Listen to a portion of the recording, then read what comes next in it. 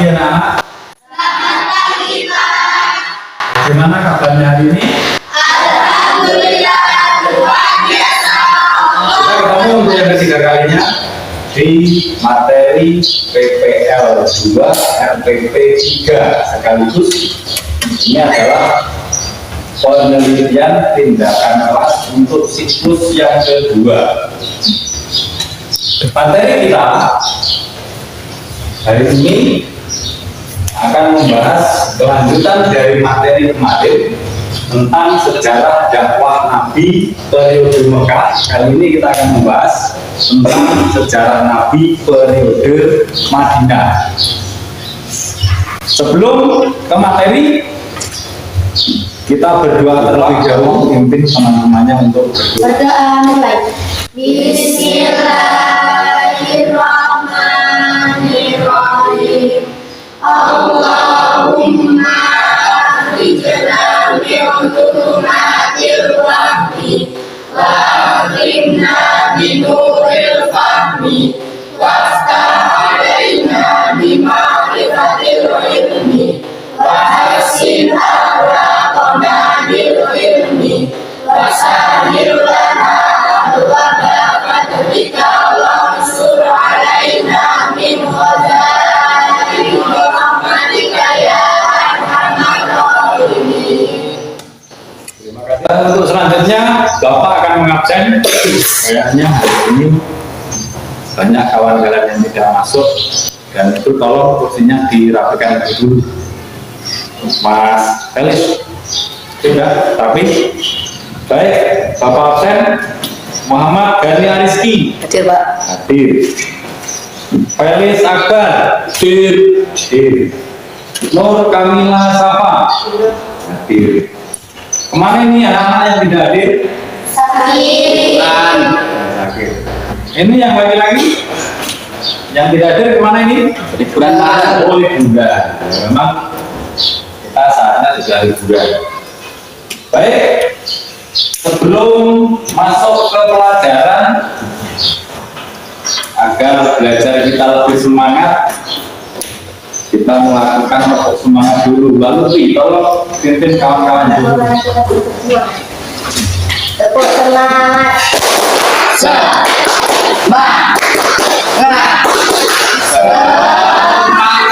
Materi kita seperti yang Bapak sampaikan tadi, hari ini kita akan belajar tentang dakwah Nabi periode Madinah, tentang dakwah Nabi periode Madinah. Kompetensi dasar materi kita kali ini adalah menjelaskan sejarah Nabi dalam membangun masyarakat melalui kegiatan ekonomi dan perdagangan. Indikator pencapaian kompetensinya adalah menyimpulkan usaha Nabi Muhammad dalam membangun masyarakat Madinah melalui kegiatan ekonomi. Kemudian kompetensi dasar yang kedua adalah menceritakan sejarah Nabi Muhammad dalam membangun masyarakat melalui kegiatan ekonomi dan perdagangan. Jadi diharapkan kalian nanti bisa menceritakan usaha Nabi Muhammad dalam membangun masyarakat Madinah melalui kegiatan ekonomi. Indikator pencapaian kompetensinya adalah menceritakan sejarah perjuangan Nabi Muhammad dalam membangun masyarakat melalui kegiatan ekonomi dan perdagangan.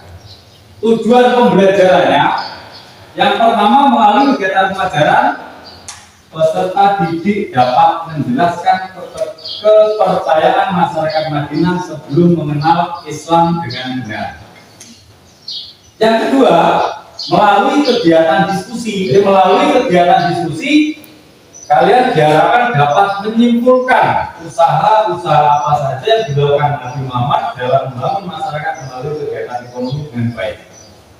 Dan yang ketiga adalah melalui kegiatan diskusi, peserta didik dapat menceritakan sejarah perjuangan Nabi Muhammad dalam membangun masyarakat melalui kegiatan ekonomi dan perdagangan. Apa substansi dan strategi dakwah Nabi? Perjuangan dakwah Nabi di Madinah, hijrah. Materi pertama kita adalah hijrah. Hijrah adalah titik awal Rasulullah di Madinah. Jadi wafatnya istri tercinta Siti Khadijah dari pamannya Abu Thalib yang selalu menjadi pembela utama dari ancaman kafir Quraisy menjadi beban Rasulullah dalam berdakwah. Di sisi lain, sediaan penduduk Yathrib yang sebelum menjadi Madinah saat itu memikul tanggung jawab bagi keselamatan Rasulullah dan merupakan tanda yang jelas bagi kelanjutan dakwah Rasulullah.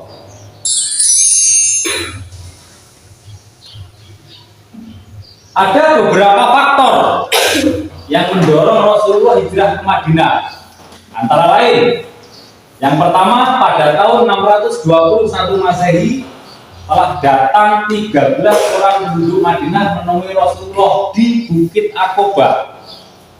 Pertemuan orang-orang Madinah tersebut itu kemudian dikenal dengan istilah Bai'at Aqobah. Dan mereka kemudian berikrar untuk memeluk agama Islam. 1 tahun berikutnya, jamaah yang datang ke Mekah ini lebih banyak lagi, bukan hanya 13, tetapi 73 orang dari Madinah yang terdiri dari suku Aus dan Khazraj, yang pada awalnya mereka datang untuk melakukan ibadah, tapi kemudian menjumpai Rasulullah dan mengajak beliau untuk hijrah ke Madinah. Ini awal mula Rasulullah hijrah. Kemudian faktor lain yang mendorong Rasulullah untuk hijrah dari kota Mekah adalah adanya pemboikot. Umat Islam dilarang. Pertama, setiap perdagangan dan bisnis itu dilarang antara umat Islam dengan orang-orang kafir Quraisy. Yang kedua, tidak seorang pun berhak mengadakan ikatan perkawinan dengan ketiga, melarang keras bergaul dengan kaum muslimin. Kemudian musuh Muhammad itu harus didukung dalam keadaan bagaimanapun. Jadi umat Islam dimusuhi, orang yang memusuhi Muhammad menjadi teman mereka. Ini gangguan terberat. Makanya atas dasar itulah kemudian Rasulullah mengajak umat Islam untuk hijrah ke Madinah. Apa substansi dakwah Rasulullah di Madinah? Yang pertama adalah tauhid. Bangsa Arab Jahiliyah itu kan mereka menyembah patung atau agama. Dakwah Rasulullah baik di Mekah maupun di Madinah, beliau tetap mengajarkan ketauhidan. Yang kedua adalah al-ihaq atau persaudaraan yang hijrah dari Mekah menuju Madinah. Itu kan kemudian dikenal dengan sebutan kaum muhajirin. Sementara orang-orang Madinah yang menyambut kedatangan Nabi, mereka kemudian dikenal dengan sebutan kaum Ansor. Antara kaum Muhajirin dan kaum Ansor itu kemudian oleh Rasulullah dipersaudarakan. Yang ketiga, substansi dakwah Rasulullah itu adalah al-musawamah. Al-Quran surat Al-Hujurat ayat 13, ya ayuhan nas, inna khalaqnakum min dzakarin wa unsa wa ja'alnakum syu'uban wa qabaila lita'arafu. Inna akramakum indallahi atqakum. Innallaha alimun khabir. Hai manusia, sesungguhnya kami menciptakan kamu dari seorang laki-laki dan seorang perempuan dan menjadikan kamu berbangsa-bangsa dan bersuku-suku supaya saling kenal mengenal. Sesungguhnya orang yang paling mulia di antara kamu di sisi Allah ialah orang yang paling takwa di antara kamu. Sesungguhnya Allah Maha mengetahui lagi Maha mengenal. Kemudian yang keempat adalah toleransi. Dalam surat Al-Kafirun ayat 6 itu disebutkan lakum dinukum waliya, untukmulah agamamu dan untukku agamaku. Kemudian yang kelima adalah musyawarah. Dalam setiap urusan selalu mementingkan musyawarah.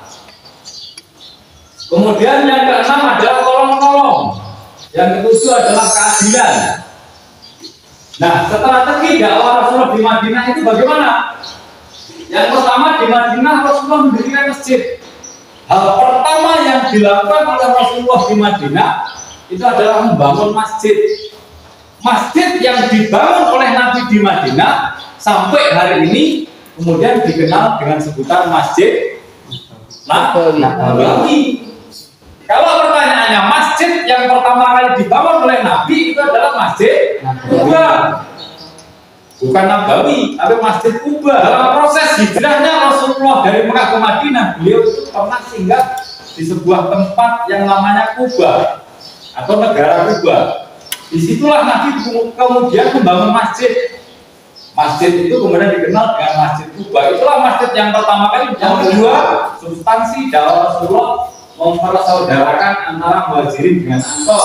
Yang ketiga, adanya perjanjian damai dengan kaum Yahudi. Perjanjian damai dengan kaum Yahudi ini kemudian dikenal dengan istilah Piagam Madinah.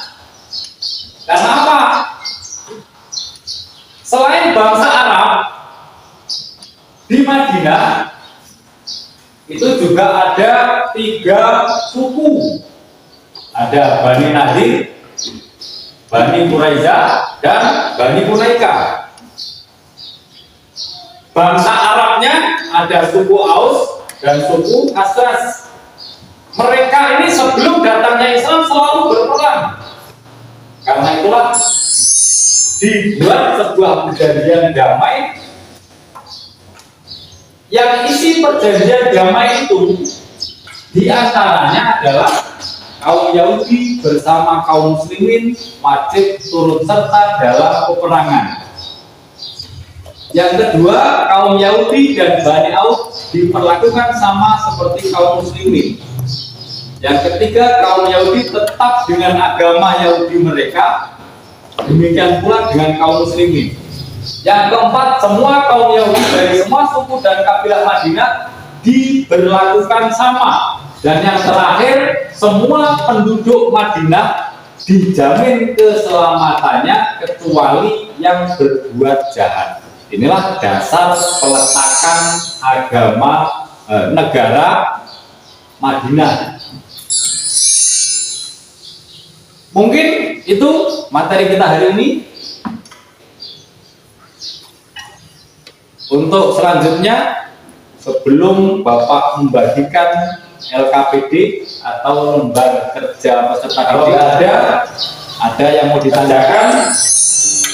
Materi ini secara berdiskusi, nanti masing-masing kelompok meminta untuk menyampaikan hasil dari diskusi kelompok tersebut, dan silahkan cari jawabannya dengan buku atau materi-materi lain yang kalian bawa, atau kalau kalian mau ke perpustakaan bawa ambil waktu 15 menit.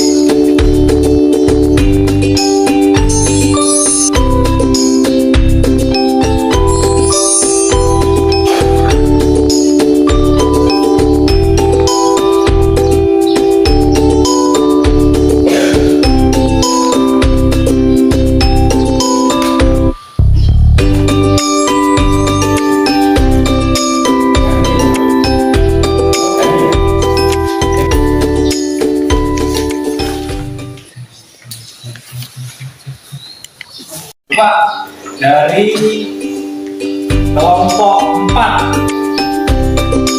silakan maju perwakilannya untuk menjawab soal nomor 1. Maju perwakilan dari kelompok 4. Soalnya adalah bagaimana tanggapan kafir Quraisy atas hijrah Rasul? Jawabannya, Tanggapan kafir Quraisy atas hijrah Rasul adalah menentang atau menolak dakwah Nabi Muhammad SAW. Mereka tidak ingin Nabi Muhammad SAW mengembangkan misi Islam meski di Madinah sekalipun. Bahkan kafir Quraisy berusaha untuk membunuh Nabi Muhammad SAW. luar biasa. Kasih tepuk tangan. Selanjutnya dari kelompok 2, silakan.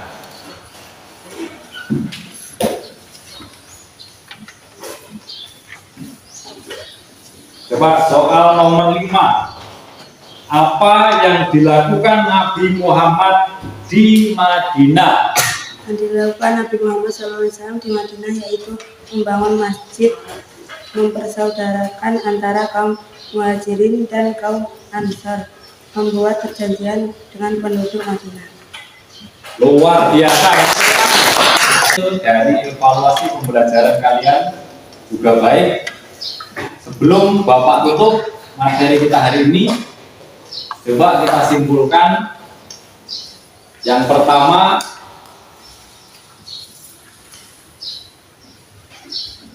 yang dilakukan Nabi di Madinah adalah pertama membangun masjid, yang kedua mempersaudarakan antara kaum Muhajirin dan Ansor, yang ketiga membuat perjanjian dengan penduduk Madinah.